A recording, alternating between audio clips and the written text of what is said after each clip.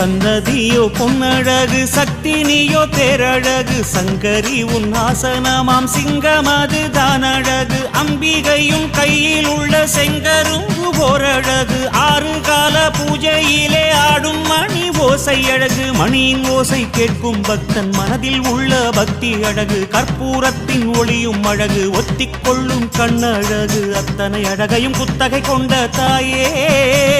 உனை புத்தியில் வைத்தோம் நிம்மதி வேண்டும் மாயே